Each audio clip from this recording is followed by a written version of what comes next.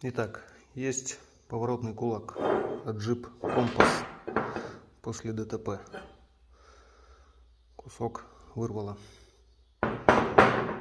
Просят приварить, сварить, заварить.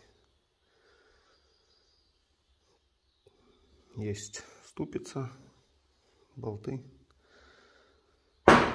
Будем пробовать. Как думаете, выйдет что?